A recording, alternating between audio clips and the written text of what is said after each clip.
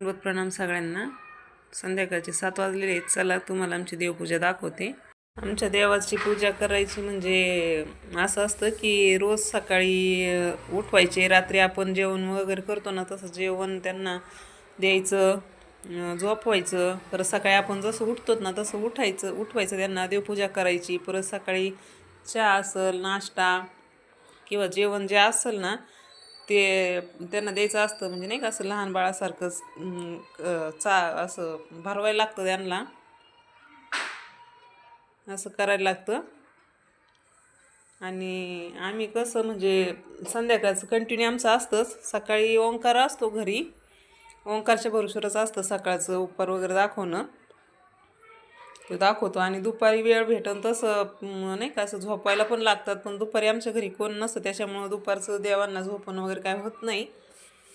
पण सकाळ संध्याकाळ कंटिन्यू म्हणजे नाही का करतातच असं की झोपवणं उठवणं। मिस्टरांना पण खूप आवड आहे देवपूजा करायची।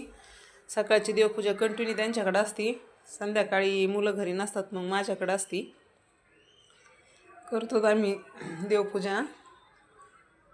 तसं नाही का मनातून अशी वेगळीच अशी इच्छा होती की देवपूजा जर नाही केली एखाद्या दिवशी, बाय चान्स कुठं बाहेर गेलो तर असं वाटतं की आपण आज देवपूजा नाही झाली, आज देवांना उपहार नाही दाखवणं झालं आपल्याच्या, नाही का असं म्हणजे वेगळं आपण असं उपाशी असल्यासारखं वाटतं। जर देवांना जर सवय लागली आणि आपण जर उपहार वगैरे नाही दाखवला किंवा एखाद्या दिवशी नाही झोपी लावलं तरी असं वाटतं की आपण सगळ्या गोष्टी विसरलोय करायच्या आज, की आपण स्वतः पण जेवण केलंय की नाही, किंवा झोपायचं आहे तर झोप पण येते का नाही येते पोटात काय नसल्यामुळं, असं आपले जसे विचार असतात ना तसे देवाच्याबद्दल पण आमच्यामध्ये असे विचार होतात।